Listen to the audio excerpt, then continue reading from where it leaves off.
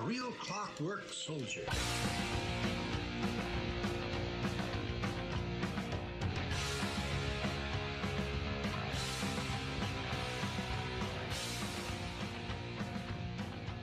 Generation Orange in 5, 4, 3, 2, 1. What's up, y'all? This is Generation Orange. It's Tuesday night. We're back. For an episode, probably two. There will be another episode in December at some point. Once we kind of get all our living arrangements figured out after this. Yeah, you're not wrong, Cisco. Next month is gonna be pretty hectic. Yeah, forget just the holidays. We're both moving to different apartments, and so it's gonna be pretty cray to say the least. So we did say we would have a show once some of the Dynamo moves were announced and some other things had taken place. Am I getting some weird feedbacky echo? Are you too close to me? Do you need to move a little more to the left? No, we should be fine. Because I'm picking up, like, I hear tinniness, and I normally don't hear tinniness. But I wonder if this will, no, that doesn't help at all. What's up, Cisco? What's up, Blues? What's up, anybody else that may be watching? Yeah, so we said we wanted to do a show once Dynamo announced some of their moves. We know that there's going to be more moves. These are just kind of the initial phase of who's been re-signed already, or who had their contract options picked up. I should say it that way. And then who have they not picked up their options on?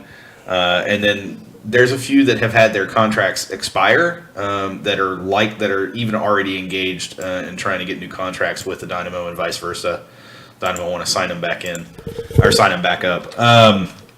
So if you can't tell, I'm a little congested, so I'm a little under the weather. Been under the weather for about a week now, just trying to fight off whatever this crap is. I'm doing actually better today, so hopefully this is a sign of me on the upswing instead of on the downswing. I guess we'll find out when I go to sleep and wake up tomorrow. But all the same, it has been a while. It's been about a month, and it feels like it hadn't been a month because there is not enough time in the off season to really rest and recuperate. It's more, for us especially, it's more trying to keep up with everything else that's going on. So tonight, see, I told you. So tonight we will be talking about the news that broke out today in Dynamo Land, which was that the Houston Dynamo announced their roster moves for 2019, the 2019 season.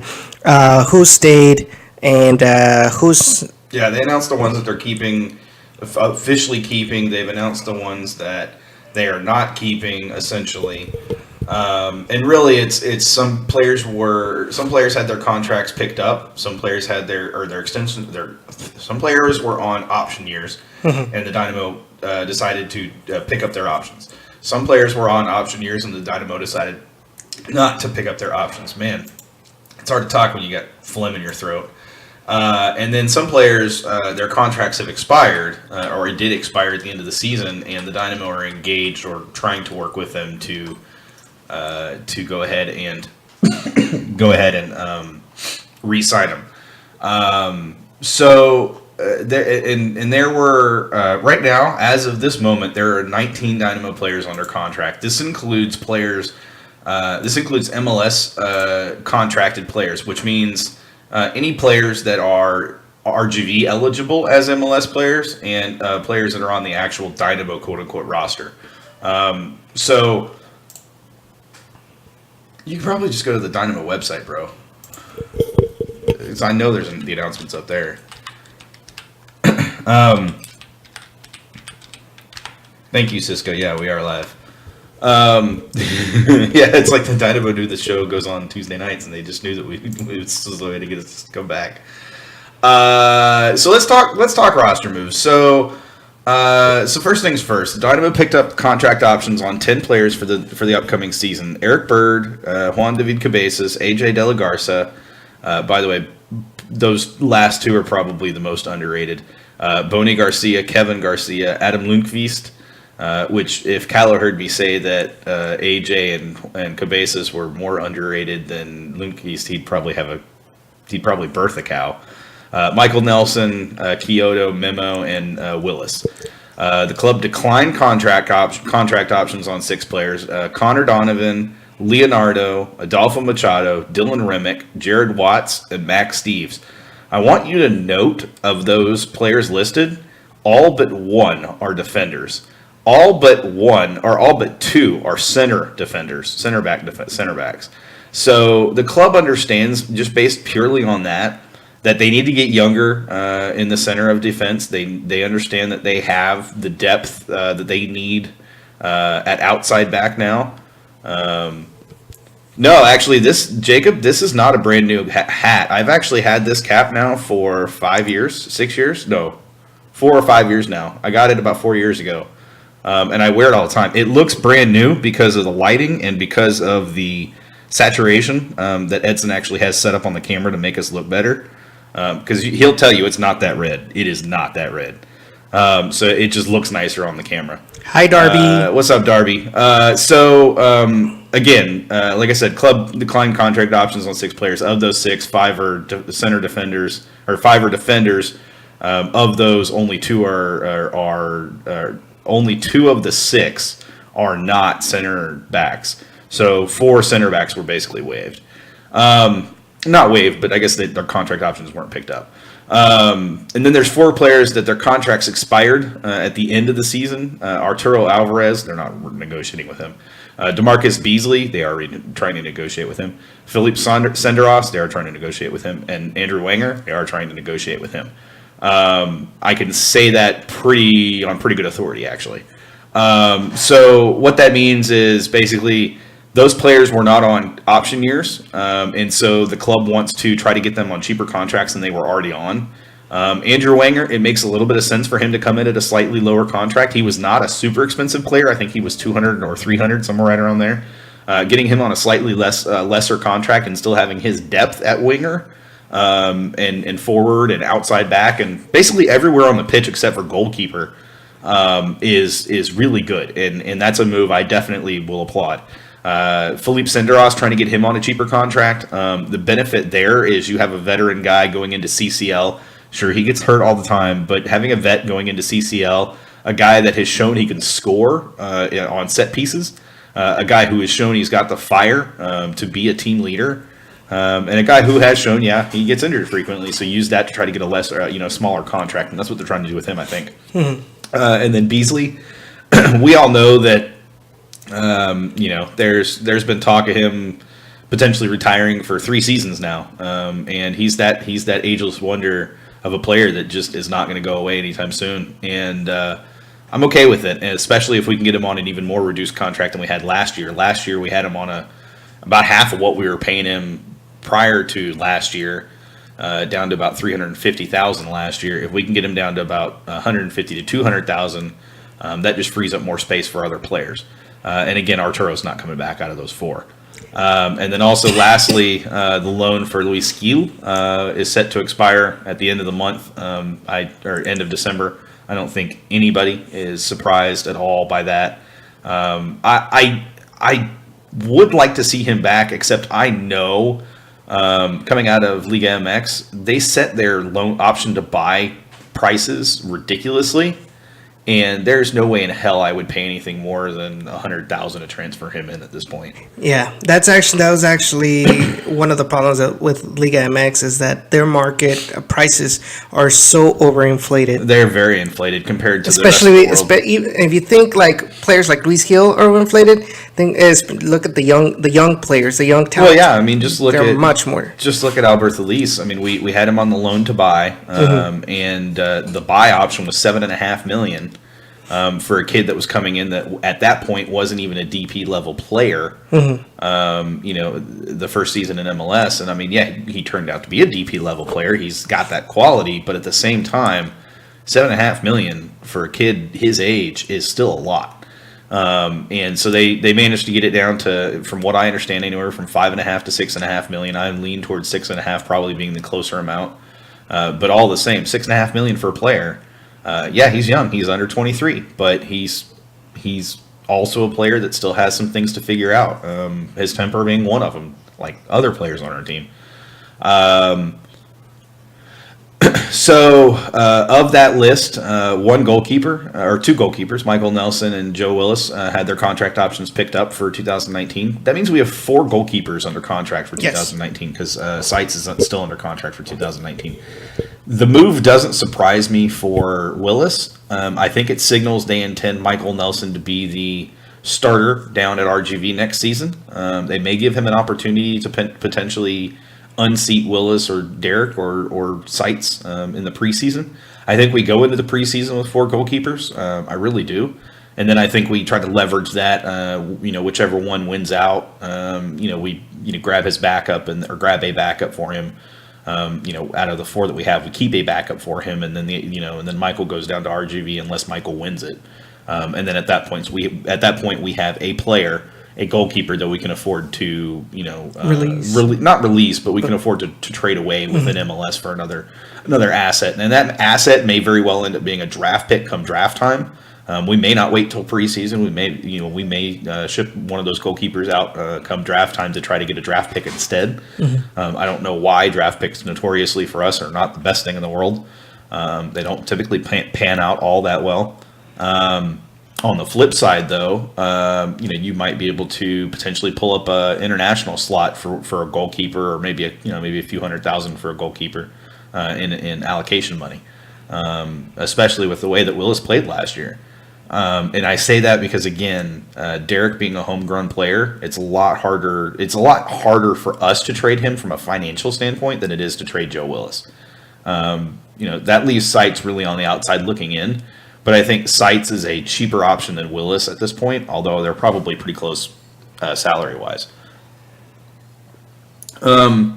So you had a tweet that you tweeted out and also posted it just about on every freaking social media you could about a particular player that had signed a contract with MLS or with Dynamo, MLS country.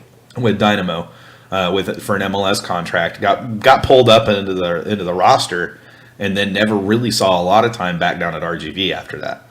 No, he got a lot of time at RGV. He didn't see time at the Dynamo. Okay, so let's talk about that. Okay, so one of the players whose option was declined was center back Connor Donovan. Connor Donovan played a lot of matches, almost all of the matches, with RGVFC alongside Kyle Adams in the center back position. Mm-hmm. And he proved to be a very valuable asset for the Toros. Him and Kyle Adams were pretty much responsible for how stable the defense was in this 2018 season for the Toros. A huge improvement compared to the 2017 Toros. And now it was announced that his option was not, or his MLS contract option was not picked up for 2019 season. As we were talking with Sean and a couple others on Twitter, we do have to point out that just because his option was not picked up does not mean that the Dynamo cannot go in and renegotiate an MLS contract or even offer him a USL contract with the Toros. I believe that I'll say this: I have to think that if they were going to sign Connor to another MLS contract, they would have just picked up his option. I don't think he's coming back on an MLS contract if he comes back to the Dynamo. So you think this has to do with his age and the fact that he wasn't given minutes in MLS? I don't think it has anything to do with his age. I just think that the Dynamo don't believe that. I think they believe he's good enough. I don't think that's the question. I think the concern is that if what we know to be true is what happens, and that is that the Dynamo bring in a young center back from South America, then that means that Connor's going to be on the outside looking in anyways. Mm-hmm. And then you couple that with the fact that roster slots are limited, money is limited, and you have CCL. And is Connor Donovan somebody that you're comfortable with trotting out there as a center back in CCL if one of your two, if they're bringing in another South American center back to pair with Fuenmayor, are you comfortable with Connor being your backup if somebody goes down? No. And in CCL, no less. And the answer is absolutely not. And it's nothing against Connor. It's just that jump from USL to CCL, that is a huge jump. It is. If it's a huge jump from USL to MLS. Yeah. I mean, and it's not a huge jump from USL to MLS. It's really not. The issue is not the jump. It's the difference in consistency and the difference in style of play. And it's not difference in style of play of teams that have MLS counterparts. It's different in style of play for teams that don't have MLS counterparts. In that, you see it in just the way that teams play in USL, and then also the inconsistency in USL. It's a big difference, and being able to have that mental toughness and mental consistency for 30 some odd weeks of a season. That's a long time. It is a very long time, and those international breaks are killer and everything else. But I feel like the Dynamo just feel like he's not MLS ready to be a full-time starter. Yeah. And I can't argue that at all at this point. And with that said, where does that put Connor, coming into the 2019 season? I said it on Twitter and I said it on Discord. I would be shocked if he's not signed to a USL contract. I think there's plenty of USL teams that would scramble for him. I think he either signs with RGV or he signs with San Antonio. I think those are his probably two primary destinations. And I know everybody's going, God, not another RGV to San Antonio player, but in reality, that's the best that San Antonio can do. I mean, it kind of is what it is, If they're picking up the scraps of what the Dynamo were leaving behind, they're going to continue to be that team that their ceiling is no higher than what the Dynamo can leave behind. Whereas you look at RGV, their ceiling is whatever the Dynamo can afford to give them. And that's a difference because, again, I've said it all along, that over time, the Dynamo are going to start giving MLS-level quality talent to RGV, like a Carlos Small. Yes. And then you find guys that link up with them, that work well with them, like a Chuy Enriquez. That the talent level at that point in the attack is better than San Antonio will ever have in the next at least 5 to 10 years. Mm-hmm. If they continue to just pick up the scraps from the Dynamo. What's up, Harry? Yeah, Harry, I didn't see you come in there. But no, and I mean that seriously. I do genuinely, and because I've said it since we started the show, and I said it before we started the show. It's just how the Dynamo intend to build things, and I think long term it works a lot better for RGV to remain patient through these uncomfortable years, because there's going to be more than 1 year of uncomfortableness. Hopefully, next season is a lot better. It should be. But that doesn't mean there's not going to be bumps in the road. It's like rebuilding after the first season. It's like rebuilding RGV from the ground up in terms of the RGV, in terms of Toros. Mm-hmm. It really is, if you think about it. And last season was a perfect example of that, because how many of those players were not RGV players to the season before and 2 seasons before? Almost all of them. There were very few. There were 2 that were left over from the first season. From the first season, yeah. Yeah. It's just Kai Green and Todd Warner. Yeah, that's it. And so, you have to take that into consideration, that the Dynamo have basically been helping RGV rebuild their roster from the ground up, and rebuild the way that they're focusing from the ground up. And I think we will see the benefit of that going into 2019, in that you have players that their talent level is MLS level. They may not be there yet, but you're going to have talent that's MLS level, and they're proving it at RGV, which means you have a team that's at least USL, 1.5, whereas San Antonio is just USL 1.0. Mm-hmm. And that's not a dig at San Antonio. That's just an honest to God truth. And I know that Harry's probably going to have something to say to that, and if he does, he does. But if he doesn't, hey, cool. That's I'm glad you agree with me. So you think that this relationship might actually, be better as far as talent level wise for the Toros compared to other MLS2 teams? I do. Because, for example, let's take New York Red Bulls 2. Mm-hmm. New York Red Bulls 2, Sounders 2, Timbers 2. Yeah, teams that have all had they are 5 to 10 years worth of building. And they've mostly used a bunch academy products. Whereas the Dynamo and the Toros, it's very little academy products, more along the lines, okay, this is potential talent that we can use for the MLS. Let's get them accustomed to American soccer, and then we can send them to MLS. Mm-hmm. I do. I think part of that is because of the way the Dynamo have focused signing players and where they've pulled players from, the young players that they've pulled in. It's clear with the Carlos Small signing and how that's working out that their strategy is we're going to sign players that we think have the talent, the raw talent to be MLS players, but maybe need some time to refine and some time to get better. And we'll put them in USL with RGV. I mean, just take a look at it. Like, we technically have something that we haven't had before, which is we have 2 players at RGV that have been called up to their national team. And that's something that I would have never expected at the beginning, not even from the first season. Yeah. I mean, it's rare for USL players to get called up to their national team. I mean, you do have like your Puerto Rican players that get called up, but it's not a national team for Puerto Rico. It is, but it's not. It's not FIFA sanctioned. It's not FIFA sanctioned. And then you have your other teams like Guatemala. You have your other teams like Panama, Trinidad, Costa Rica. Yeah, Costa Rica. Yeah. Honduras. I mean, there's ample opportunities there for RGV and the Dynamo to benefit one another. And, you're not likely to keep, Jason Johnson for Jamaica, but I don't think he's been called up for Jamaica since he made it back to USL. I don't think they've called him back up because they've got such great attacking power now in Jamaica in the national team.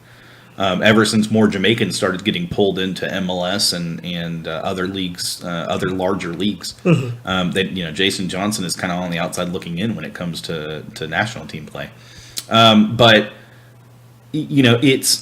I think that this is the way over the next few years that we see more USL clubs start to adopt, where they're looking for higher talent levels, and I'm talking specifically the ones that are linked to MLS clubs.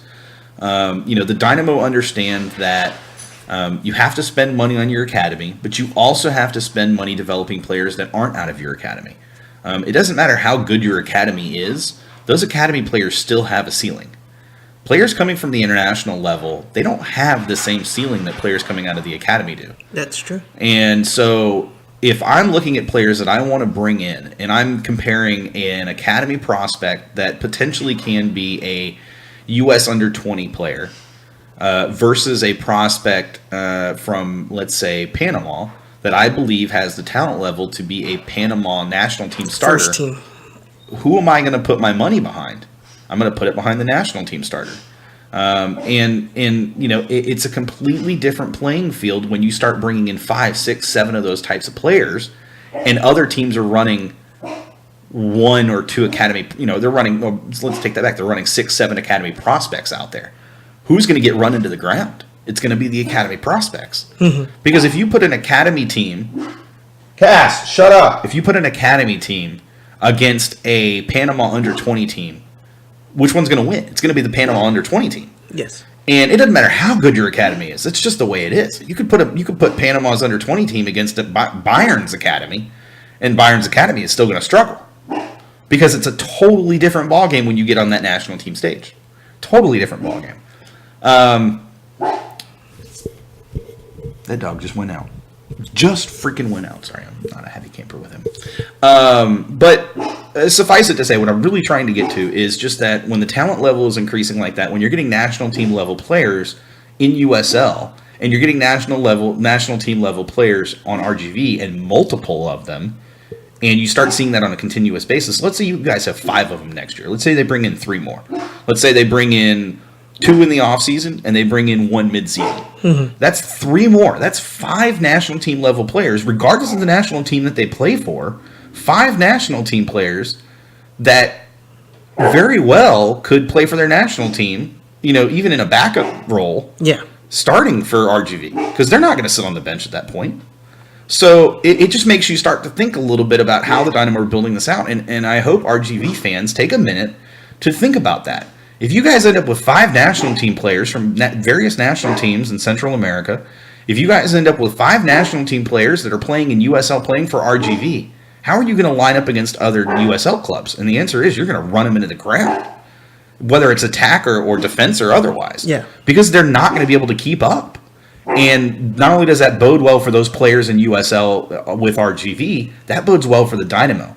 So if the Dynamo are not going to be pulling out academy prospects left and right, this is the way they need to do it. And I believe this is long term just as good as academy, and especially when you start to bring academy prospects in and can get them working with those national team level players to up their game even more from a academy prospect standpoint. So I mean, just you got to take it step by step by step. And like I said, when they started this was more of after that first year, it's been a rebuilding process. And I think you're kind of to that, 3/4 of the way through the rebuilding process where you're starting to see the benefits that are starting to show from being patient, from going through those really frustrating years, which really for you guys has been 2 years now of frustration. But this year you started to see over time the benefit. You started to see how good this attack can be. You started to see where those benefits come from. And so, again, and that's from bringing in just one player. One player, Chewy coming in and playing well, helped a lot. Bryce Marion playing well for a couple matches helped a lot. I mean, things like that. And at the end of the day, if the Dynamos stick to this, if RGV can stick it out with this a little bit longer, I really sincerely believe they will be a top 5 USL club year over year. And they're going to leave San Antonio is not going to become a rival anymore because they're not going to be able to keep up. Ouch. Because they're going to continue to pick up the Dynamo scraps. And the thing is RGV's picking up the better Dynamo players. They're picking up the ones that the Dynamo want to keep. Whereas San Antonio are picking up the ones the Dynamo don't want to keep. So take that into account. I mean, it's simple mathematics. Over time, the trend is going to show itself. And it is what it is. It's okay. They'll probably just run out with Austin Bold or El Paso. Something for sure. I'm going to go let him out again. I'll be right back. All right. So, yeah, that was pretty much it. I think we should go ahead and 2-minute break. Yeah, let's go ahead and go on a 2-minute break. Well, it'll be longer. We'll do 5-minute breaks. All right. He's going to be 5 minutes. Probably. We're gonna be going on break. When we come back, we'll continue talking a little bit more about these. That's funny, Bob. That's very funny. Thought I'd throw that out there. So we'll continue talking more about these option contracts, and we'll also talk about later on about tomorrow's announcement for the Houston Dynamo. You heard it here first a month ago. May we remind you that. All right, guys, we'll be back.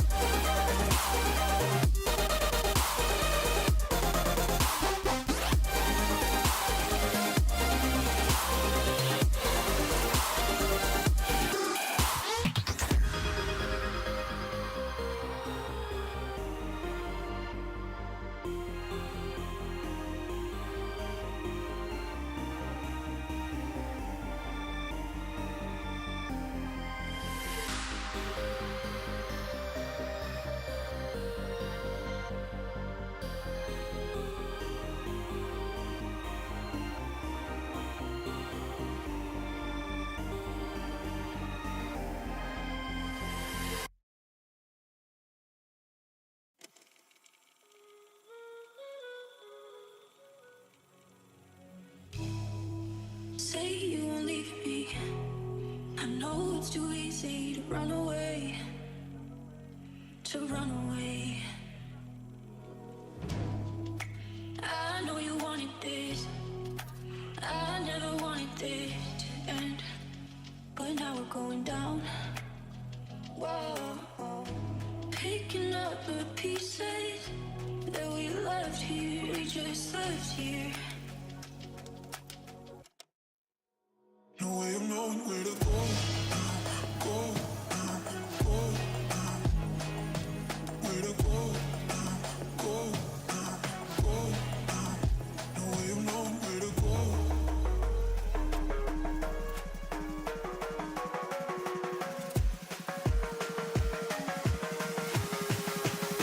No way of knowing where to go.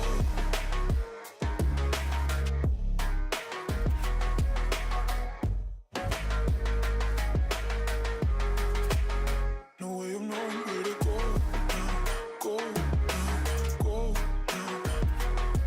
Where to go now, go now, go now. All my senses told me it's the wrong way to go, but I don't know if it's worth it. Oh, it's always the wrong day to show, and I don't know. Where to go now, go now, go now. Where to go now, go now, go now. No way of knowing where to go now, go now, go now. Where to go now, go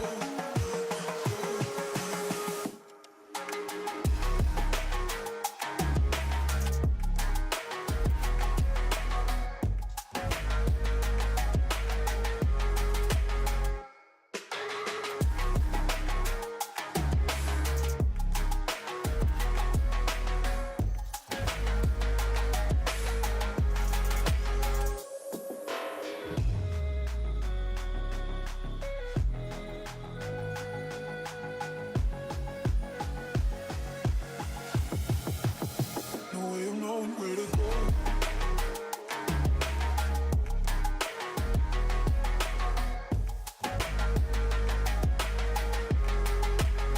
No way of knowing where to go now, go now, go now. Where to go now, go now, go now.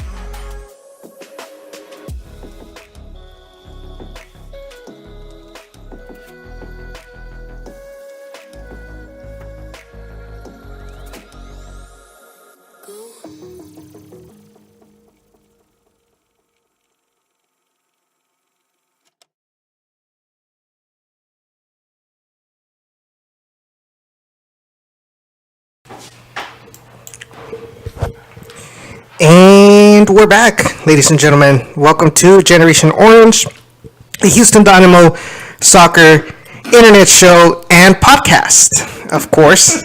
I don't even know if you got that one right. That was It is Houston Dynamo and Houston soccer related. It's an internet show, That's fair. and it's turning into a podcast as well. So I think I got it right. I mean, you weren't wrong. You just weren't right. There's a difference, I guess. I don't know. Yeah, I heard something about that. But anyways, so before we went on break, we were talking about Connor Donovan and what these roster moves, how this affects RGVFC, and then we went into a lot more detail as to what the general direction the Houston Dynamo is planning to do and is starting to implement when it comes to getting RGVFC players. The fact is that we, in the future, will be getting higher quality players that are above average USL level, almost USL elite, close to being, fringe MLS players, and that would be good in the long term for the Toros. Quick thing. What's up, Jake? My microphone starts to walk away from me. That's awesome. Yeah, I mean, am I muted? No, I'm not muted. No. Why? You sound so muddled right now. Maybe it's just my voice. No, it's, we were talking about before we went to break, and I struggled this season with RGV fans that were ready to call it. And I said this to you a few times, and I said it on air a few times, not only on Gen Orange, but also on Down in the Valley. You can't judge a relationship or a partnership by 1 year. And I feel like there were so many RGV fans that were like, we were great in year 1, we sucked in year 2, so I'm so done with the Dynamo. And it's like, you were like 2 weeks into the season. You can't, in soccer, turnarounds take time. They do, especially if you want them to last. Mm-hmm. You can have a run at the championship and do it once every 10 years, or you can have a team that's competitive enough to be at the championship level year after year after year. And I'm not talking USL championship. I'm not talking championship, the USL championship league. I'm talking USL championship. Championship. Yeah, I'm talking going for that trophy year after year and being in that conversation year after year after year. Mm-hmm. And the same is true with the Dynamo. It's we were there because we had Dom and because of the route we were going with that. But at some point, MLS passed that up, and we held on to as the Dynamo organization. We held on to. Shut up, Harry. We held on to, as the Dynamo organization, we held on to that Dominic Kinnear philosophy. And by the time we realized we had to change the way we conducted not only business, but also, player transactions and the way we approached personnel, by the time we realized we had to do all that and change all that, we were in a deep hole that was going to be very hard to climb out of. And we've been in the process of climbing out of that for about 5 years now. Some will say 4, I'm saying 5. And we saw the benefits of it. Last season was the first time we saw benefits from it. And this season we saw what this team is capable of. But due to injuries, and I'm placing it solely on injuries, because without Cabezas, with Cabezas, this entire season is a totally different season. And nobody's going to argue that. Mm-hmm. And so, you have to take a deep breath every once in a while. So we got a sneak peek at times. You did. It's just potential. Like an RGV. You got a sneak peek of what RGV can especially be. At the end. Yeah, and it was fun. It was entertaining. It was the exact brand of soccer, the exact type of thing that both of these organizations need to draw fans back in. Harry says, one thing, not sure if you guys have already talked about it. With the new players union with USL, will that impact how Houston and RGV do USL contracts, since they most likely will cost more? If you had covered it, okay. No, we haven't covered it yet. And so to answer your question, it's not going to change anything. And neither is it's not going to change anything with the Dash as far as how they approach players. And Jake, I'll say this as far as the Dash goes. They've already, at the end of the season, they announced that they had re-signed everybody with the exception of Janine Van Wyk. So they've got one roster slot to fill in the offseason, essentially. But as far as how Houston and RGV do the contracts, it's not going to change anything, because while the USL Players Union may come into play, we're talking a couple $1,000s. We're talking $10,000, $15,000. And when it comes to the Dynamo, looking at how they conduct business from a USL standpoint, that amount of money does not change anything. It doesn't matter if you take that amount of money times the 20 players that are on the roster. It doesn't change anything, because the approach doesn't change. Every other club has to approach the same exact issues now. It's not a matter of how do the Dynamo approach it. It's a matter of how does USL and how do MLS clubs that have USL teams and affiliates, how do they approach it? Now, you have to take into consideration that, for example, these MLS2 teams, most of them are going to be using academy players, like the examples I said. Hybrids like Reno 1868 and the Toros, they have the backing of an MLS team, so they have more stable financials to back them up. The real question is, how are the independent clubs going to handle it when some of them are barely breaking even or they're losing money because of this? I think we're going to see with the change in USL structure. I think we will see over time. I think we will see change in mindset from those teams, that the indie teams that are struggling. I think they will eventually adopt and accept that maybe we do need to go down to USL 1. It is USL 1. League One. League 1, yeah. Instead of USL Championship. Exactly. Yeah, I mean, he's exactly like Harry and I are speaking the same thing, which is odd in and of itself. But we both. I mean, it's a simple thing. Make a wish. I mean, it's a simple thing. It really is. And I think the other thing is, though, you're going to see more teams coming in at the USL League One level instead of coming into Championship outright.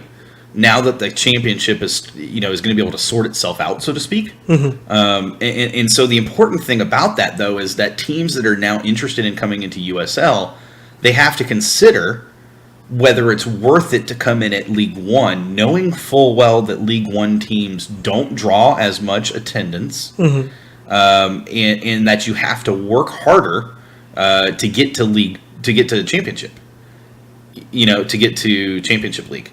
And so, with that being the case, I have to wonder how many potential expansion teams for the championship are going to look at it and want to say, maybe we'll hold off, we'll see how some of this shakes out.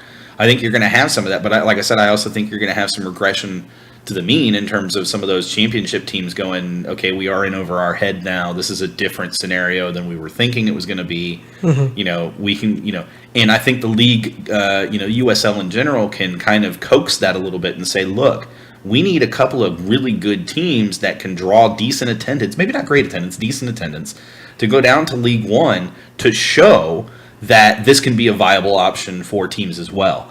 Yeah, I know that was one of the things that I think it was Dan from the Unused Substitutes podcast that was pretty much saying along those lines that it appears that this was all meticulously calculated by Dan Edwards of the president of the USL to implement or to recognize officially the players' union as soon as we had these three tiers, fully established. And this has always had to be the place to create a true players' union for the minor league players across the entire U.S. because it was so disjointed. Thank you, Harry. It was so disjointed before this that trying to create a unification between leagues was going to be impossible. Yes. And so this definitely it was necessary. So diverting for just a moment, Jake asked the question, how can the Dash Dynamo front office create the organization that people want to play for and fans want to continue to support? What do us fans need to do? I think the first question is, a very different question than the second question. The first question is they needed to bring in a new marketing, they needed to bring a fresh outlook on how to approach the business side of the Dynamo and Dash. And I think they did that with John Walker. I am very ecstatic for John Walker because his experience, while it's not soccer, his experience is in smaller to medium markets. That's fine. Are you sure? Yes. Okay, there it is. His experience is in smaller to medium markets that don't draw heavily necessarily. His experience is in with college and with NBA and and he was a CEO of Tickets.com. The guy knows how to market. The guy knows how to sell. The guy understands that you have to listen to your stakeholders, to your consumers. And so, that's exactly what the Dynamo needed. They needed someone that was willing to engage and somebody that was willing to be a public face of the organization. And I feel like John Walker is willing to be that. He wants to engage. And he's done it repeatedly, and he's done it on a consistent basis already. He's met with the supporters groups, I know, at least one time, and he's talked to countless people, from front office personnel to coaching, in staff to, just all the academy stuff. I mean, he's gone all the way through the organization to make sure everybody knows who he is and what he's about. Bob says he talked with him about his past experience, let him know that Portland does a happy hour to get fans in early, and he was like, oh yeah, we started that with Memphis as well. So, I mean, but those are the types of things, right? Like, those are the types of things that he brings. He understands these types of things. So yeah, Bob, that's exactly right. So Bob's with TA, and Bob says, he's already talked with John Walker 3 different times. Dude's reaching out a lot and going out of his way right now. And that's exactly the thing is John Walker's doing exactly what he needs to do to get this absolutely moving in the right direction from a marketing and advertising, from a promotional standpoint, and I'm all about that. So the next thing I want to address is the question of what do us fans need to do, and I think it's a very simple thing, Jake, and it's just keep supporting. And by supporting, I don't mean you have to be always high on the team. You can piss and moan all you want. I mean, that's fair. But if you're going to piss and moan, just be aware that people are going to call you out on it sometimes, and that's okay. It's okay to be called out on your pissing and moaning. I get called out on mine. Same. But be willing to support the team and be willing to be one of those people that tries to educate yourself about players, about why the team does things the way they do. Sometimes that means listening to podcasts like this. Sometimes that means calling up and talking to people. Sometimes that means taking a moment when you're at a game to go and say hi to somebody like John Walker or somebody like your ticket reps or whoever it is. Just get involved, get engaged and get involved. If there's one thing that fans can do in general, it's the word engage. It does very little good to piss and moan if you're not going to take the time to engage. I don't care where you engage. I don't care if you engage with other fans. I don't care if you engage with podcasts. I don't care if you engage with the front office. I don't care if you engage just with your sales rep. The fact is, if you're really passionate about it, you're going to engage, and you're going to engage first and foremost. So engage. And that's a key word that I'm going to keep throwing out there for the longest time because it's so important. You have to be engaged. And that includes you, RGV fans. Yeah, you guys as well from the RGV side. I think somebody had another question after. It was Cisco. It was, how would y'all feel about having all the clubs that can't compete in Open Cup in one division? No, I don't like it. And part of that is just that I think that diminishes the quality of competition within USL to do that. I don't think that's fair to anyone. That would put RGV in League 2. Yeah, because you have to remember as well that the Open Cup is part of U.S. Soccer and it's not part of USL. So these two things should be independent. It's not part of USL. It's not part of MLS. So one other thing I want to talk about real quick, that's all I got to say on that, Cisco, is just no. I mean, simply no. What I wanted to say, though, is I want to talk just a moment about what this USL division tier changing really means. On the surface, you look at it and you go, okay, there's a lot of these little things that it can mean. You know, you can start talking pro rel. That's cool. You know, that's a possibility for pro rel in there. I mean, because you got leagues now. There's some other stuff as well. But here's the big thing. What it does, it officially kills NASL. Because now, this is the league in the U.S. for minor leaguers. Full stop. Because now there's a pathway to MLS from the PDL level. It was PDL, right? Yes. PDL level on up. And you didn't have that before. NASL was this really weird. It was a league that wanted to compete with MLS head to head. They wanted to compete with MLS, but they wanted to do it on a USL budget. Yes. And that's just never going to work. So the reason I say that is because I want you to consider if that really does, and I mean, let's be fair, we've seen the kind of death knell for NASL now for about a year. Clubs just abandoning ship left and right. And they've been very clear. Teams that said that we're going to come into NASL, then all of a sudden say, "Oh, no, we're not going to be able to." Well, not only that, but you saw at the end of you saw about halfway through the year reports that the NASL season had basically been postponed, and then they said they were going to start in 2019, but we haven't heard a peep out of them since. Yeah, I know a couple of the like Jacksonville Armada and the Cosmos are playing in NPSL. Yeah, I mean that's Something so low on the total. Of course, they're going to be dominating. Well, yeah, exactly.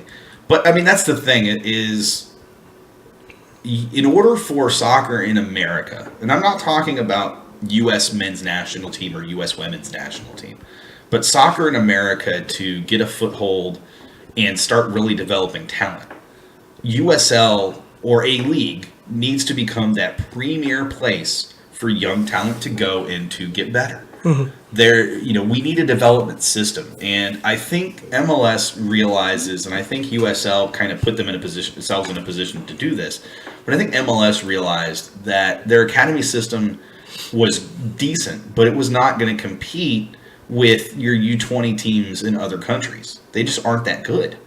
And so they needed something to help bridge that gap.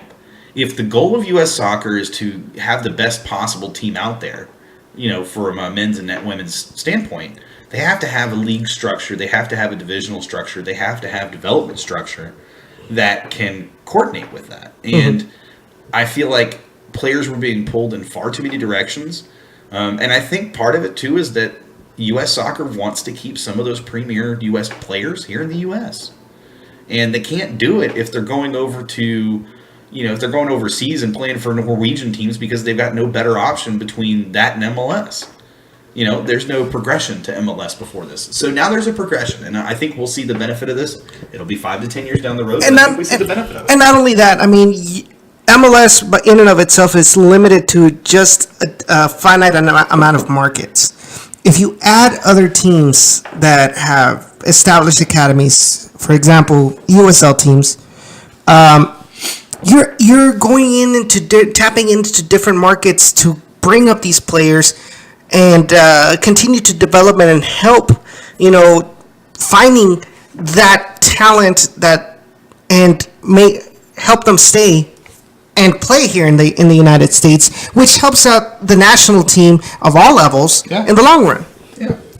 Well, and we were just talking about, I was talking about how the Dynamo approach is going to benefit RGV over time because you're going to get more national team quality players at RGV.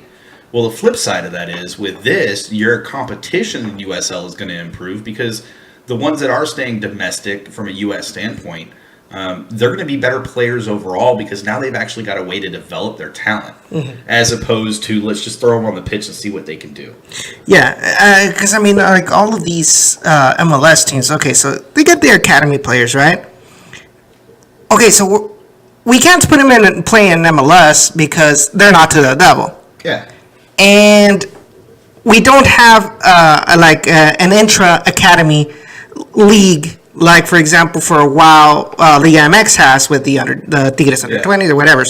So they had to look at USL and loan them out, form alliances. But now, like, the USL has its clear structure where, okay, some of these players will go to PDL, like if they go to college or something. Some of them will play in League One.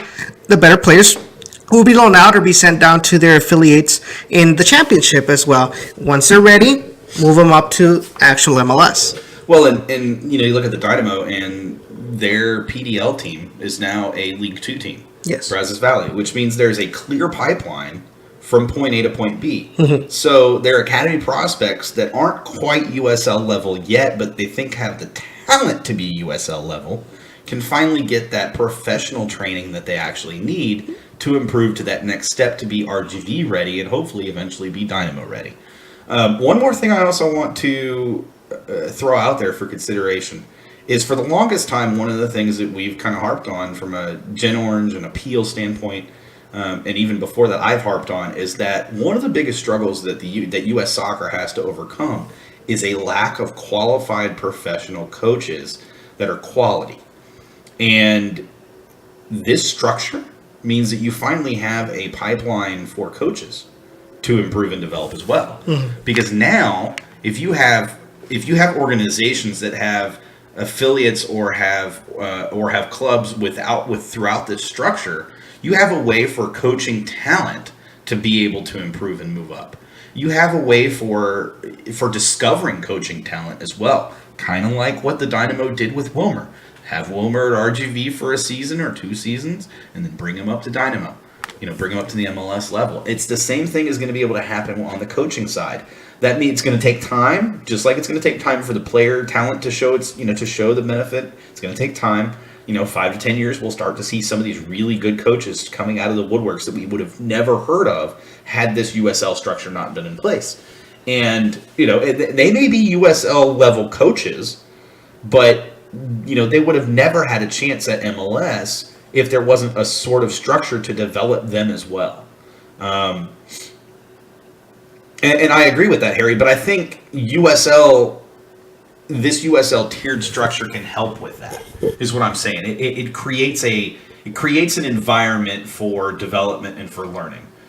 So Harry says, scroll back up. You can't scroll while I'm in the middle of reading it. One thing I think that would benefit all of Texas soccer is to have a preseason Texas tourney with El Paso, RGV, Houston, San Antonio, Frisco Dos, ATX, and some extra other team, Corpus Christi, maybe. I don't know. There's a Corpus Christi team. Yes. Yeah, there's a Corpus Christi team now. I say no, and here's why. I say yes with the USL clubs and below, no to Houston and Frisco, and here's why. With the change to the CCL structure, we can't do a preseason tournament. We have CCL matches in January or early February at the latest. So we really can't afford to do a preseason tourney right now.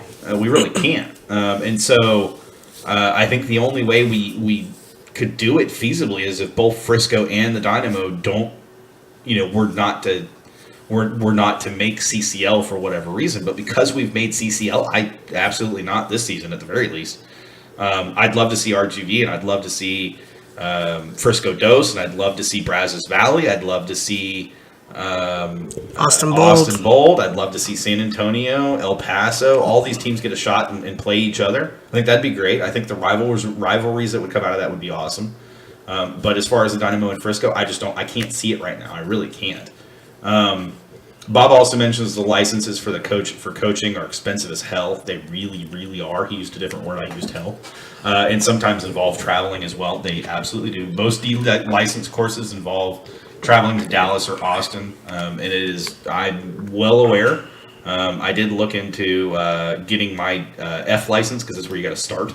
And I went through the course, but I didn't go do the actual time in person because I just didn't have time at the time. And it's a good course, it really is, but I mean, much like the way pay to play is, it's kind of pay to coach. If you want to be a coach in USSF, you have to pay to coach, and it kind of sucks. And I hope that the USL tiered structure enables a way to find some coaches that, some guys that have the coaching talent. They see the game a specific way. They have innovative ideas, those kinds of things, and be able to find a way to make that actually work and actually, be able to get them a way that they don't have to pay out of their pocket for all this crap, because it's freaking thousands of dollars for some of those. I mean, I know the D and on up licenses start at a couple $1,000s and go way up from there. Oh yeah, they're freaking expensive. It's like $5,500 for a B license, I think. I mean, and that's not even a professional license. I mean, it is, but it's not.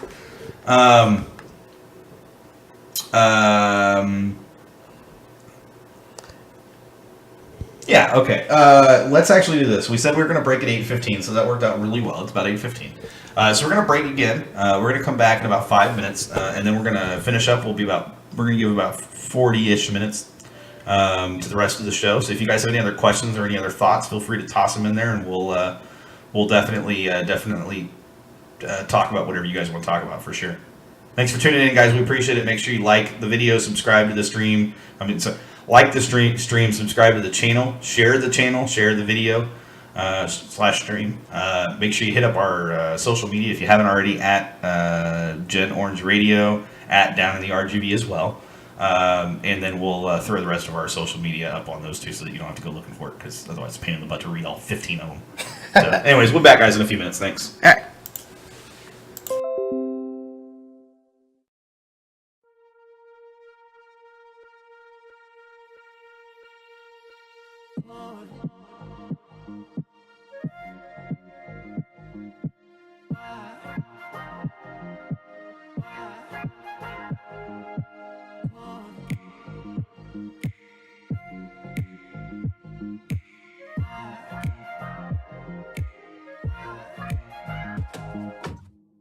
I carried you home, taking all the weight off your shoulders.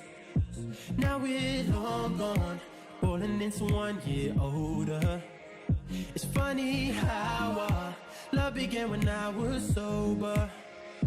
Now I stumble in a room where nobody else cares. Now I'm into myself. thinking about you. I'm into my thinking whether I'm too kind to give you all of my truth. I'm into my thinking. Now I'm into my thinking about you. I'm into my thinking whether I'm too kind to give you all of my truth. I'm into my thinking.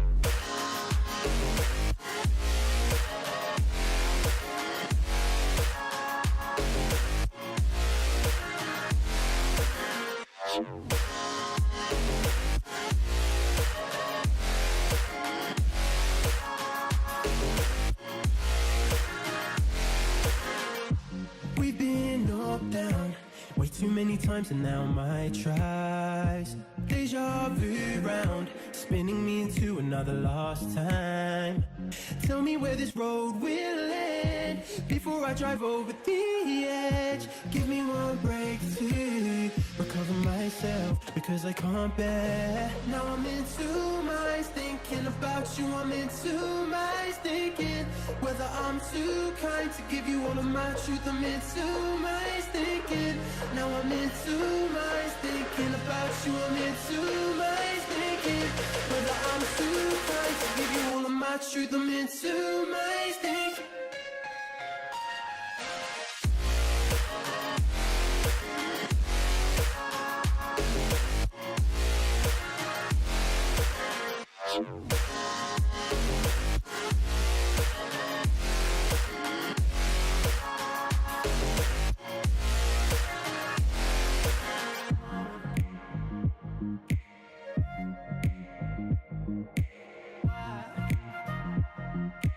Why?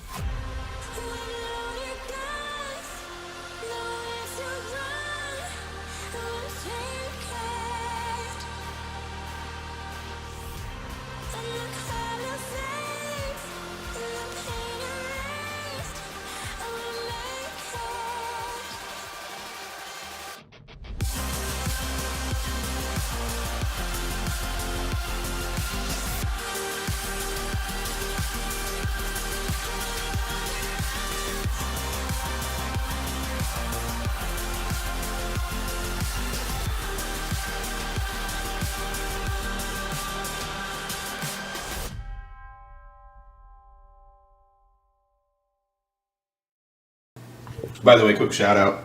No shave ever going on right here, guys. Just so you see that. It's full. Very full. Very, very full. It's just like hell, too. I wish I could do that. Am I muted? Oh, I'm not muted. Okay. No. Okay, so first things first. So Harry asks, with the draw coming up for CCL, which teams would you want to have in your group and what teams would you want to avoid? Funny thing about that, Harry, there's no more group stage for CCL. It's knockout round immediately.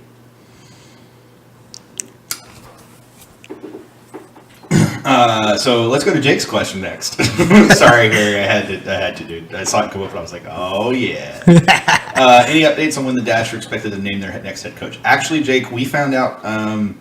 We had was it Jay? We had Jay on last month in one of our last shows, and he mentioned that he believes, and I trust Jay, that a Dash head coach would be announced sometime in this month of December, or in the month of December. So you still have probably a couple weeks, but sometime in the month of December, so soonish, and that's good because it gives Dash coach 2-3 months to prep before everything else goes off. Still not a lot of prep time before the college draft, though, because the college draft is in January the college draft for the NWSL is the same time as the college draft for for MLS. It's like the day before or something like that. And so, yeah, but they'll name them sometime in December. They've been interviewing coaches, according to Brenner, and that's directly from Brenner's press conference with John Walker a couple weeks ago. So yeah, and we talked about this on our last show. We found out from Eddie that they've been interviewing coaches now for a couple months, and so they've got some candidates for sure. They've got some guys they want to, or not guys. They've got some people that they want to bring in, and just trying to figure out which one they want to really do. Which one they want to have the long-term reins of the Dash. He says, hey, it's the new first year. He's absolutely right. It's the first time they've ever done that for CCL. I just had to give him a hard time because the group stage thing just makes me laugh. I'm like, I would have loved the group stage this time around. We were really ready for a group stage. But that's also why we will be playing in January instead of February, which is why I was so adamant that there should not be a preseason Texas tourney because it frankly will not include the Dynamo and full stop. There's just not time with CCL starting earlier now. Cisco says, in Matt's recent interview with Glenn, he said that they got tons of inquiries over Morrow, Rommel, and Albert, but obviously the plan is to hold on to them for now. When, if, would be the right time to sell? Kyoto Elise, I've said all along, 5 years for them is the time to sell. So we're looking at 2 more years. And Morrow, honestly, if he has another season like he had this past season next year, the time to sell is at the end of the next season. Or in the middle of next season if a team comes knocking and really, really wants him and Pena's ready to take the reins and run, or Carlos Small has said, hey, I want a shot. You can't put a date, you can't put an expiration date on players like that in terms of that sort of thing, like when do you have to sell them? It's more based on situational circumstances. Otherwise, you end up holding on to players too long, or you sell them too early.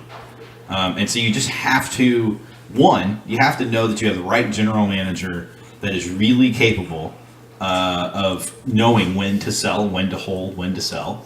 And 2, you have to trust that general manager knows when to sell and when to hold.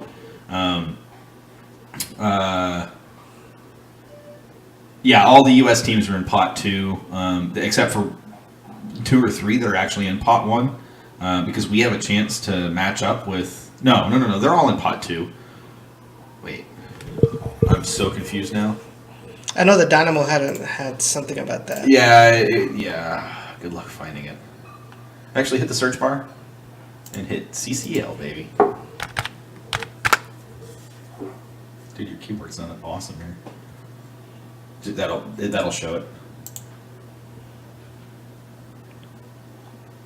All right, so in pot 1, we have Monterrey, we have Tigres, Santos Laguna, Toronto FC, Sporting Kansas City, Toluca, Houston Dynamo, and Atlanta United. That's what it is. Pot 1 teams are then drawn against pot 2 teams. Mm-hmm. So there's only, potentially, there are 2. Wait, what? So only league winner? Oh, that's right. And we already know who it is. It's going to be Herediano, That's right. Yeah. Yes. So there's really only one. and that's going to be the MLS Cup winner. Yeah, whoever the MLS Cup winner is this year is going to be the team that could potentially the Dynamo could potentially be drawn against. Yes. To be honest, I want that match. I don't get me wrong. I'd love to play any of the other teams too because they really don't scare me much. I say that, but they're all good teams. Yes. But at the same time, like the best team in that group is going to be the MLS Cup winner coming out of that group. Now, keep in mind, Sporting KC still in it, right? Yeah. Okay. Yeah. So keep in mind, guys, that Sporting KC can still, if they do win the MLS Cup, they can go into pot 2. Yeah, and then that slot for pot 1 becomes the winner of or the best record in the opposing conference. So it would be the best record in the Eastern Conference, which would be New York Red Bulls, would still qualify for CCL. That would be very funny. I would actually that would be I say that would be ideal, but that means Sporting KC would win the cup. I don't know if I don't want live that. with that. No, I don't want know that. if I could live with that. No. Okay, so anyway, so minimize it. I can't see chat anymore. Come on, killing me, Smalls. Killing me. KC or MLS Cup winner. I think Walker will do a good job reshaping it. I agree completely with you, Jake. Walker is going to do a good job reshaping the organization as a whole. Just keep in mind, Jake, that Walker's responsibility is business only. He does not have any control or say or input on football operations, which is perfect. And I think it's exactly what John Walker needs, is to be over business.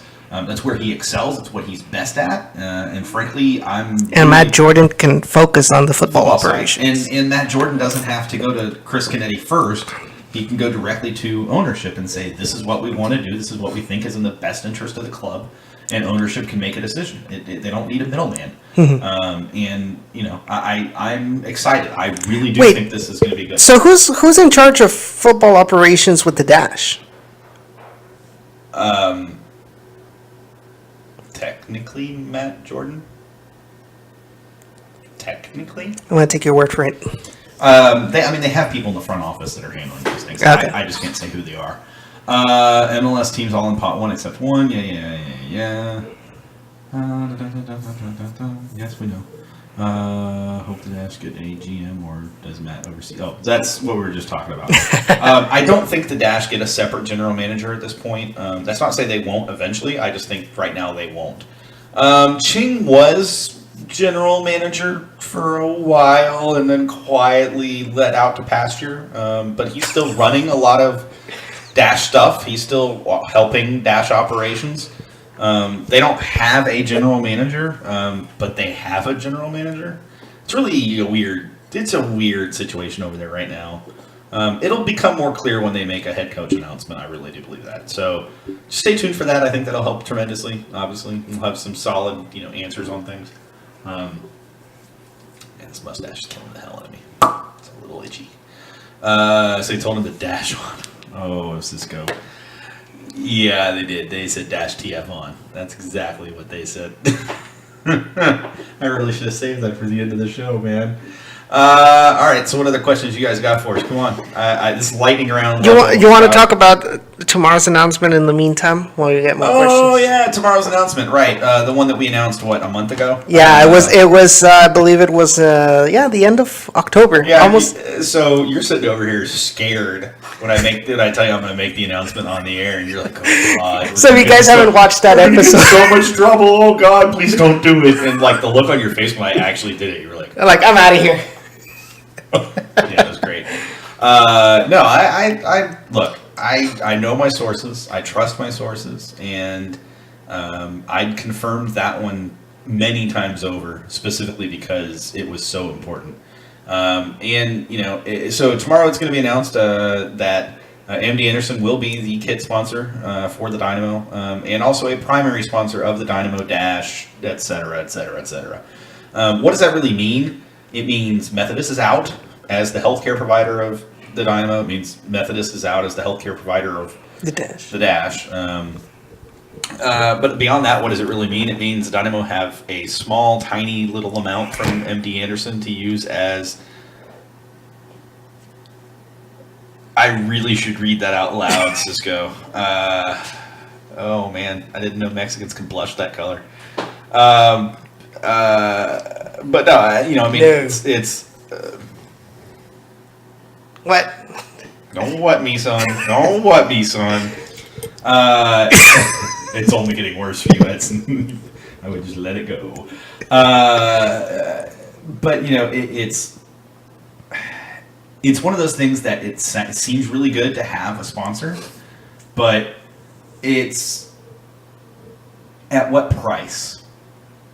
The Dynamo didn't exactly have sponsorship opportunities lining up. It had a few. They had a couple that came across, but they were drops in the bucket. They weren't worth it. This MD Anderson one, honestly, could be worth it, but I think it's almost like you're taking what's available to you more than. But I mean, well, obviously we don't know who these others were. But I mean, MD Anderson still has kissy some. emojis, guys. There's still MD Anderson is still somewhat of a recognizable brand.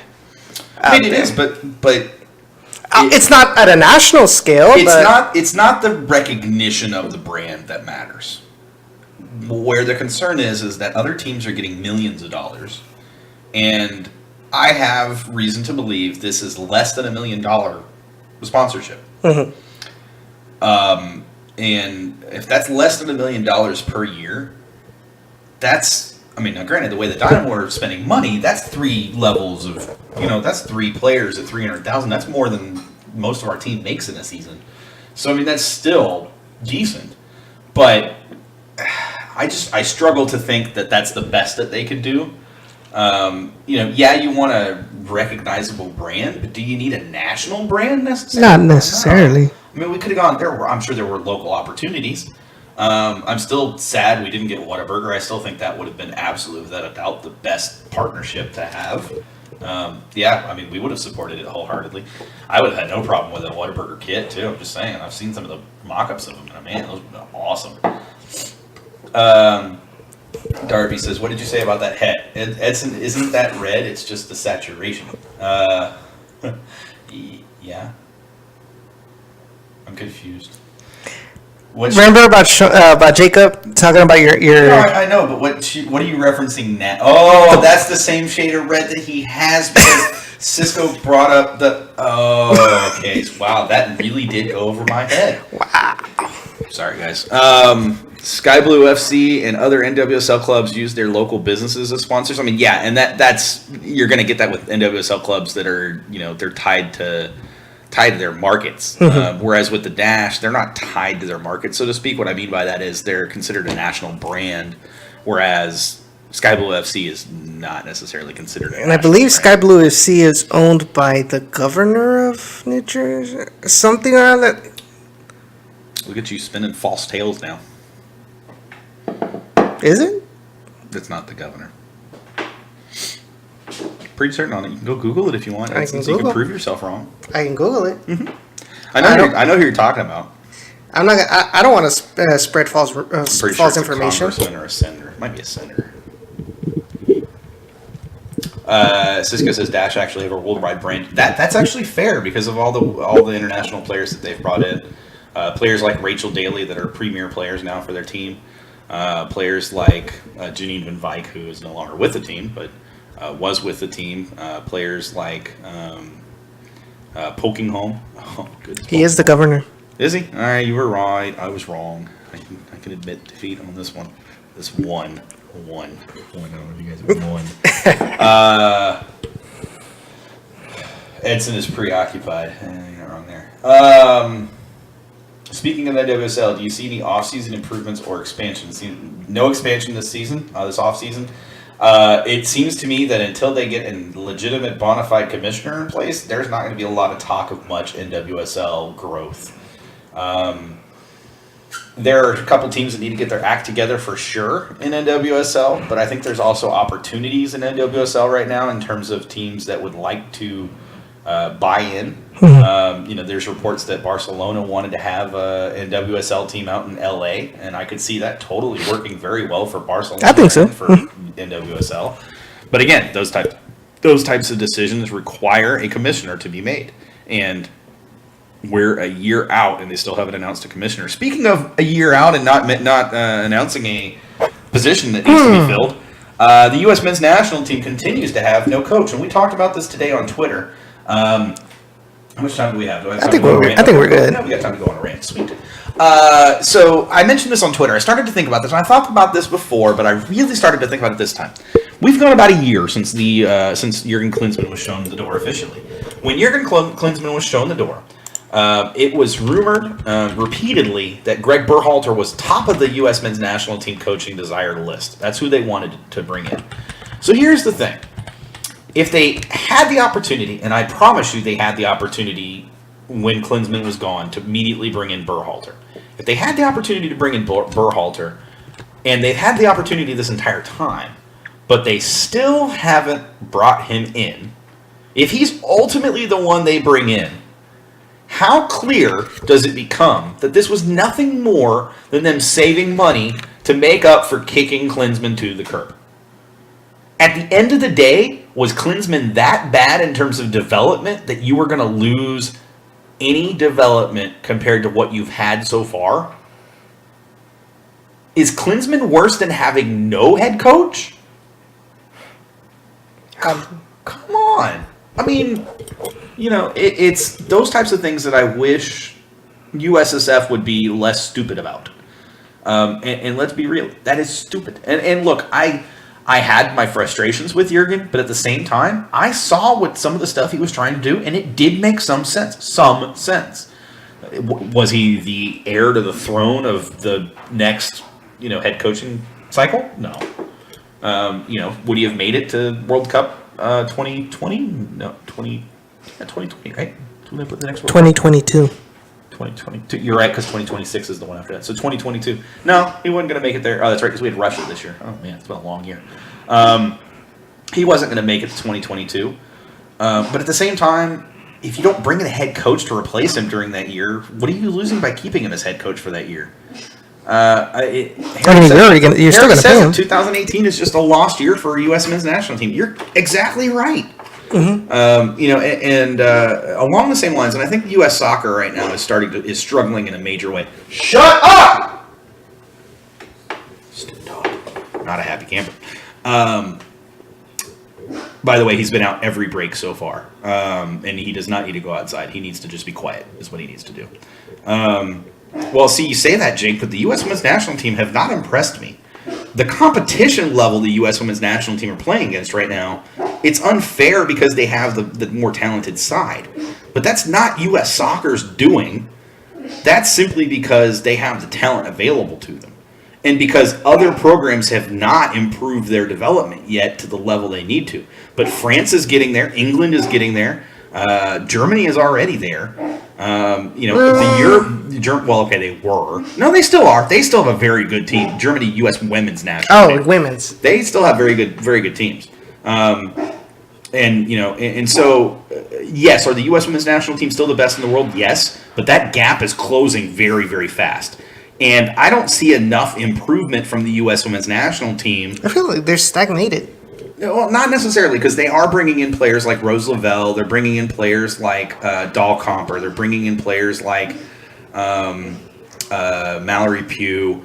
But the problem is they're still similar to the players that are leaving. That's not necessarily a bad thing. My biggest concern is we don't have a keeper.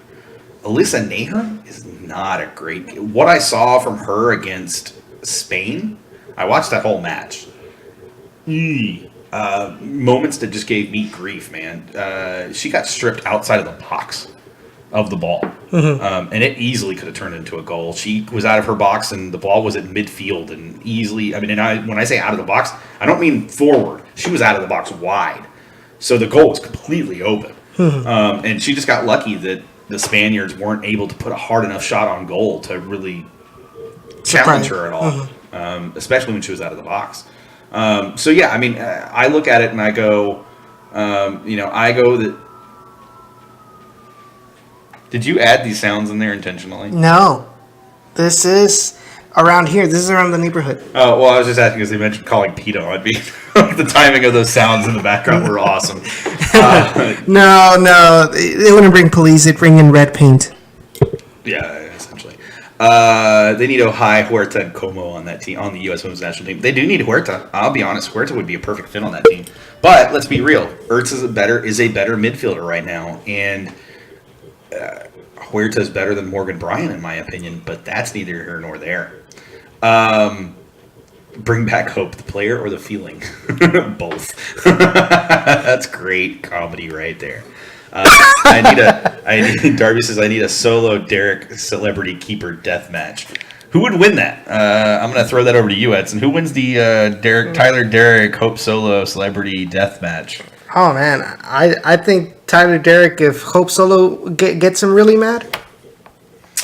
I'm going to actually look. Hope Solo is someone you don't want to mess with, and I mean, look, Tyler's no joke, but Hope is about his size, and she's about his build. I'm not going to necessarily just give it out to him outright. She's going to make him work for it.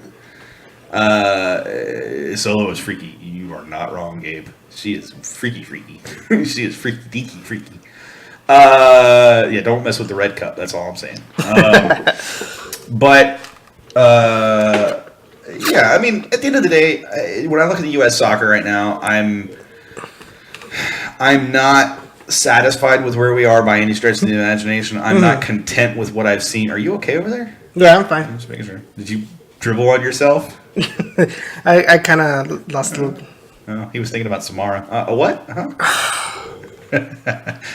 the way, Callow wanted me to let you know that if you pay $5, he'll send you spicy noodles. Callow's going to love me for that, by the way. Callow, that's your Christmas present, by the way.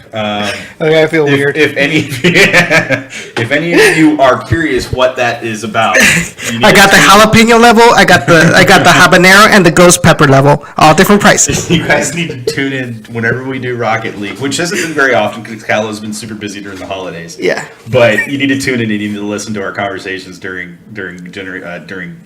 streaming for Rocket League. It's out of this world funny. Everybody's dying, dude. I just won tonight. It's fantastic. Harry says, if USSF election was this year, does Carlos get reelected? Yes, and it's because it's political, and the people making the decisions are not the people who are upset. Because it's about money, and it's not about performance at that level. USSF people voting, they're about the money. They are all about the money and only about the money. I say that ex-players get pissed at me because they do have a vote, but in reality, it's what it came down to was about money. Outside of World Cup, he's done nothing, at least publicly. That's not true. He's done a few things publicly. Let's be fair to him. He's made some strides. I think he's one of the primary pushes behind the USL structure changing. I think he's one of the primary pushes behind USL Players Union. He's been very adamant that he wants those types of things put into place, and we're seeing them put into place. How much sway did he have over it? I don't know, but I do have to think that he definitely has put forth, effort to improve things. And kind of like I've said with everything else, right? It's a process. You can't judge a guy, especially in U.S. soccer, based on his first year. It's unfair. It takes time especially when you're trying to do new things or trying to change the way things have been running. It's unfair to judge people on that first year. It really is. And so, if it turns out that I'm wrong and he hasn't been involved with those things, that he's had other people taking care of it, whatever, or he's not been involved at all, he hasn't been part of those things, then I have a different take at that point. But even still, I'm willing to give the guy a little bit longer than a year, because again, it's a year. A year's not long, especially when he technically didn't start until like February, so it's not even a full year yet. Speaking of structure, proposed new MLS schedule, thoughts? I have not seen it. I know it released. I didn't really dive into it too deep. It doesn't change a whole lot. It ends a little bit earlier. You want to pull it up so I can look at it? I figured that was kind of your hint. I haven't seen it yet. Oh, okay, cool. Good to know. Guess you can figure it out on the fly. All right, awesome. Thanks, Edson. 2019, right? Co-host, everybody. Co-host. By the way, I'm taking applications for new co-host in 2019. I'm just kidding. Just kidding, Edson. Edson can't be replaced. Of course I can. Anybody can be replaced, even you. Why don't you open that one? It says November 19th, 2018. Yes.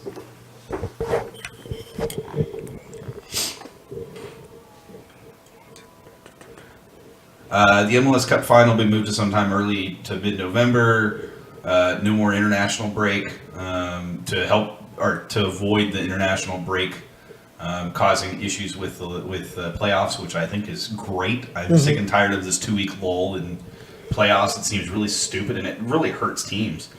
Yeah, and it says the MLS season would also need to end earlier, in this case by early October. Yeah, so it's, I mean, to be fair, the season ends right now, middle October.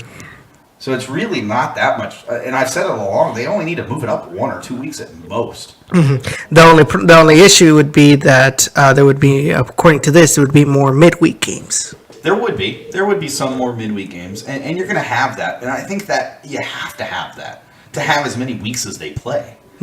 I've always said I would have rather a shorter season and change that up instead of having that many matches in the season, because I think the problem is when you have this long of a season, what you end up with is teams that struggle at various times during the season because it's so long. You have teams that deal with injuries and things like that. With a shorter season, you're going to have less injuries because players are going to be able to play at a high level consistently and not be as tired and not be as exhausted. And that's when injuries happen. And then it also says that, Oh, hey, look at that.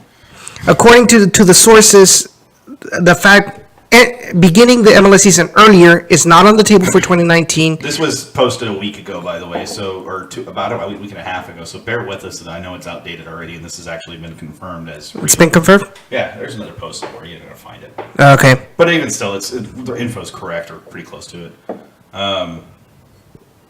There's also a proposal to expand the playoff field from 6 to 7 per conference. Yep. Which means you're going to have one extra bye, is really what that means. And it just changes the way things work a little bit, that's all. We'll see. I mean, all right, close it or minimize this so we can see what people say in chat, because they're probably correcting us right now. Scroll up. Not my co-host. Ouch. Final would be before international break. Yeah, we already talked about that. Scroll down. No two-leg semis or conference final. The two-leg semi, I think, is the big one there. You're reducing the playoff time by reducing the number of legs. That's or conference final. So yeah, semis or conference. So that takes away 2 matches out of the playoff schedule. And my only concern with that is,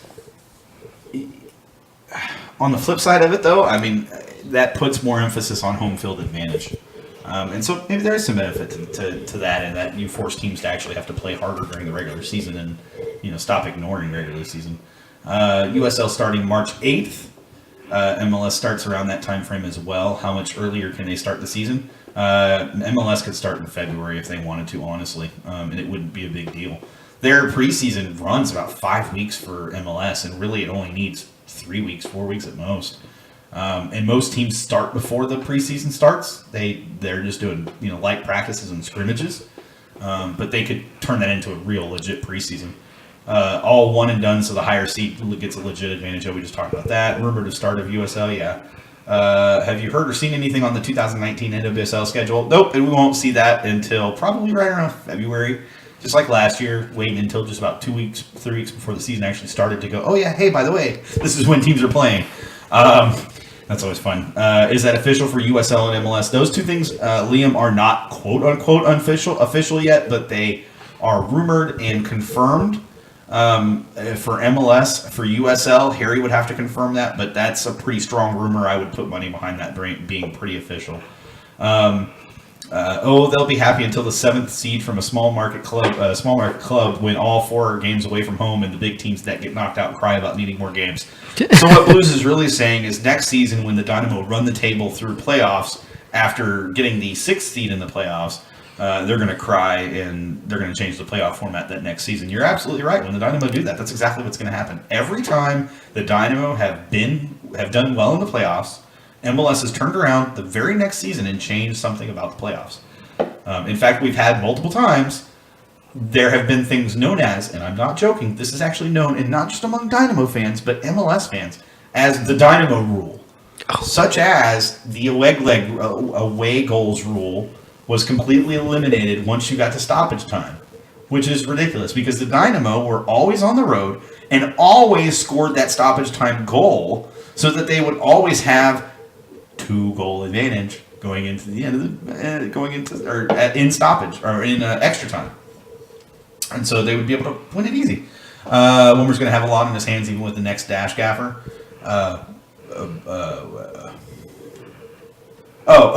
Sorry. It didn't say with. That was where I was confused. Wimmer's going to have a lot on his hands. Even the next dash gaffer will as well. Yes. They both will. And to be fair, I mean, it's the case with any club, I think, in both leagues. There's a lot to do season over season. And the more MLS continues to improve, the harder it becomes to sit on your hands and not do anything. I do think we find out some new players that are coming to the team within the next 2 to 3 weeks. And I think we'll find out more as the offseason continues to progress. Never forget. Exactly. What time was sitting at? 54 after. All right, cool. 54 after. I don't think anybody says that. 6 till. All right, so we got time for one more question. Who's going to throw it at us?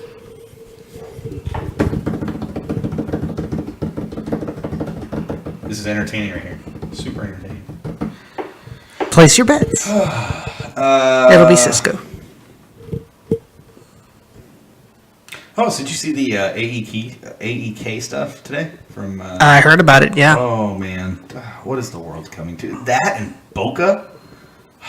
Boca Juniors? Oh, man. So it was interesting. I was with my cousin. We were like waiting for the Copa Libertadores final. Oh, look, that's exactly what they want us to talk about. How do you feel about the Copa Libertadores final being moved away from Argentina? The thing that I don't agree is that they had specific rules that dealt with these situations, and that included River in this case to lose by default and giving the cup to Boca Juniors. So what you're saying is, and let me quote you on this: South American football is rigged. There's a lack of consistency. You can say it. It's okay. It's rigged. Especially Argentinian football. They're not going to come after you, I promise. Until you go down there to cover a game, then you never return. I mean, you could go to a CCL match down there. Not down there. I mean, Central America, but that's not that far. That's not that far away from South America. Anyways, Darby wants to know. No, I'm not saying it. I'm not saying it. I can pull it. Don't worry. It's okay. It's okay. The ship had long sailed. They'll come back around. It's okay. Can we please talk about soccer? I mean, we are kind of soccer. Anyways, it's all about the TV money. Imagine not being able to see your team play in your home stadium because your fans are such crap. Yeah, I mean, that's pretty much how it is. CONMEBOL is the biggest show of all time. Honestly, the thing about it is, what I was most disappointed was the fact that they just kept on delaying this. I mean, it was obvious that the players were not going to be ready physically or mentally in order to play that match that same day. Mm-hmm. But then they're like, no, the kickoff's going to start at 3:15. No, okay, now it's going to start at 5:15. Yeah. Then all of a sudden they're like, okay, I guess we'll put it off for the next day. Yeah. I mean, at the end of the day, here's what I struggle with, right?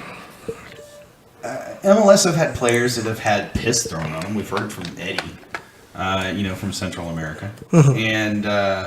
and so, and it just, here's the thing: if the federations aren't going to step in and do something, then at some point it's going to get to the point where people are killed, and even then, I'm not sure how much the federations want to step in, anyways.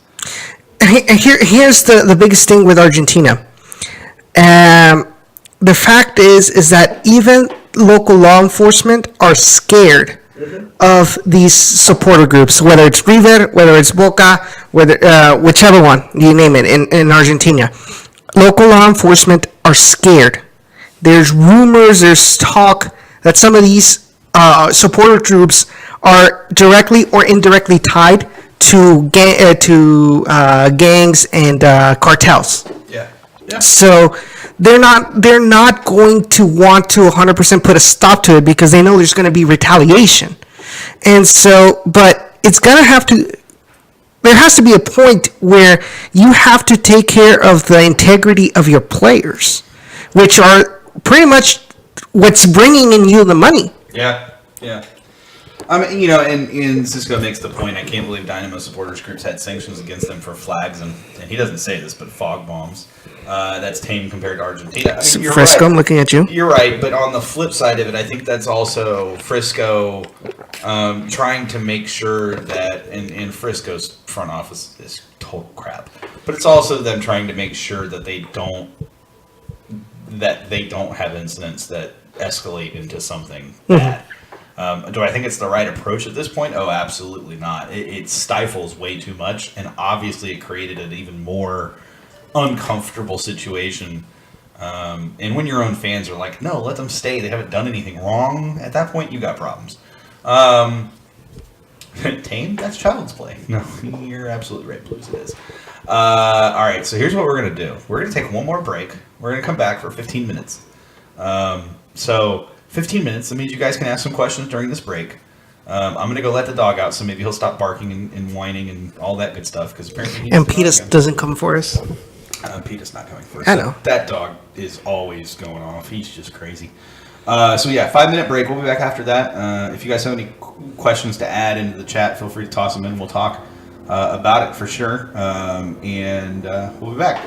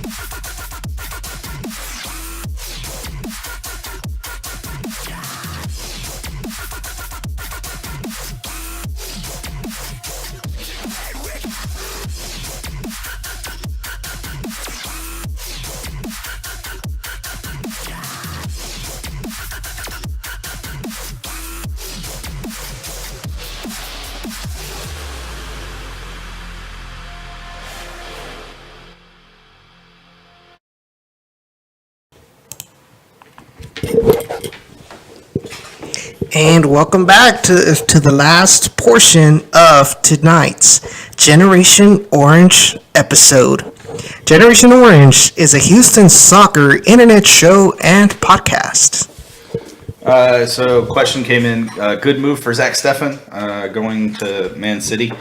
In my opinion, no. I agree with Blues. He's going to ride the pine. I think he's a bench player over there as a goalkeeper.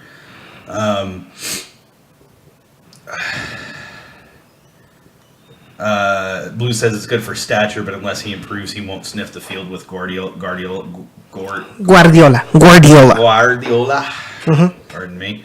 And Jake says Pep has a loaded squad already. I mean, yeah, he really does. Man City is incredible right now. And Cisco makes the point he's in line to be the number one U.S. keeper. Him seeing meaningful minutes is very important. Yeah, Harry says he's going to be loaned out from Man City. That's his opinion on that. I mean, that's assuming he's got enough opportunities elsewhere, right, for that to happen. Dude, you just freaking went out. Shut up. Yeah, be sure, guys, to go to the link I provided and vote for Jacob for the guest of the year for the Orange and Black Soccer Cast. That's pretty nice. Scroll down. Yeah, we'll do. See the other chat that's going on here. I mean, yeah, if he goes to Man City and he gets loaned out, okay, that's a different situation. But I mean, I struggle to see him going to Man City, and if he stays with Man City, I struggle to see him getting any meaningful minutes whatsoever. On the flip side, if he goes to Man City and gets loaned out, he could go just about anywhere, really. Like Harry says, Man City has tons of affiliates all across the globe. I mean, that's I guess I should say that's really my take on it, right? Is that you have a keeper that is vying for the number one U.S. men's national team slot, and has kind of solidified himself as that guy. And at this point in his career, he's got to do something. Columbus Crew is not going to take him to the next level in terms of improving. But do I feel like Man City in general is the move that's going to take him to that next level? It's hard to say because, like I said, I mean, it all predicates on what happens with them. Do they loan him out? And again, if they loan him out, it's a great move because then he's at least tied to a bigger club, has the name of a bigger club. But on the flip side, watch him come back and play with NYCFC. I was actually thinking about that. Actually, how funny that would be. It's just. Blue said in before NYCFC loan indefinitely. Girona FC is the hot rumor. Yeah, I mean, I could see that actually. I mean, I come at it from the aspect of players have to do what's best for them, and if he has assurances that he's going to be loaned out to a club that is going to give him the right opportunities, then yeah, I mean, it makes sense. If he's not had those assurances and he's just going on, that's what's best for him and he assumes that's what's going to happen. I've seen it plenty of times where players have been led astray by something that they were told when, they find out later on that what they were told was a hog pile of poop, and they were sold a pile of poop instead of the what really they were. I mean, they were sold the diamond when in reality they were getting the coal type thing. It's a completely different situation, and we'll have to see how it pans out. I mean, it's not official yet, but it seems really close. It seems on that kind of finish line, and I struggle to see where Columbus goes from there. I mean, they've already lost so many good players, and it's Columbus, so who cares? But I don't want to see them I don't want to see them become Austin FC simply because Columbus ends up sucking so bad. Because I went through that with the Houston Oilers when they moved to Tennessee because Bud Adams decided that the team needed to be so bad that he could move them. And I don't want to see that happen in MLS. That's a terrible business strategy. And Tennessee has not been a better market than Houston by any stretch of the imagination. And yeah, Cisco said, talking about the loan thing, Cisco says, you mean like Yedlin? Yeah, I mean, Yedlin went over there, got purchased by a better team, got loaned to Newcastle, and I mean, he's playing and he's okay. But I think the talent level is different when it comes to Yedlin versus Stefan too. I think Stefan has a higher talent ceiling. I really do. And I mean, and here's the thing: if Guardiola has said to him, and maybe he hasn't said this to him, but let's say he said to Stefan, "I actually believe you have the talent to become a very good keeper, and I have the tools to get you there." If you're Zach Steffen, are you turning that offer down? I mean, let's be real. As a player, I'm not saying no to that. Even if that means he's got to ship me off for 1 to 2 seasons to get training elsewhere with coaches that he knows to focus on specific aspects of my game. If ultimately Guardiola wants me, yeah, I'm signing that freaking dotted line in a heartbeat. That's a no-brainer for me.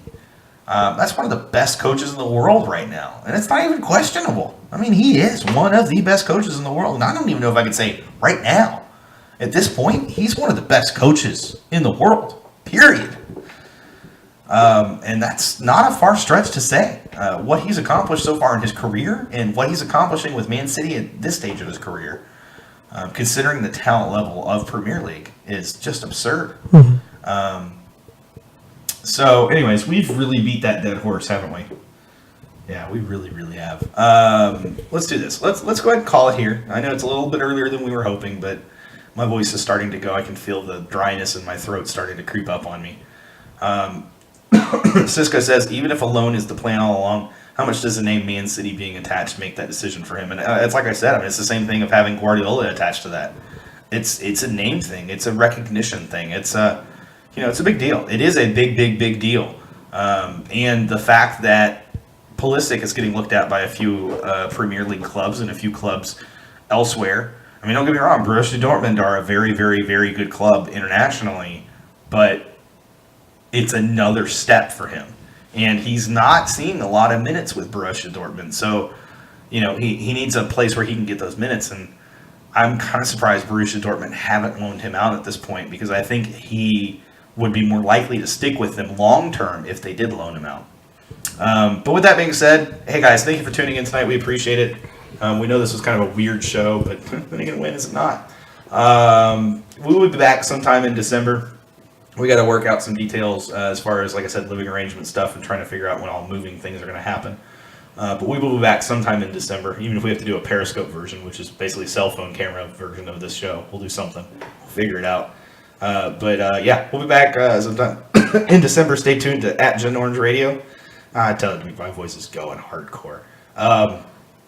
@GenOrangeRadio, we'll post tweets whenever we get ready to go live, kind of like we did today, just sometime in the morning that day, unless we figure it out beforehand, and then we'll go live that night. But stay tuned; it'll definitely be a Tuesday for sure.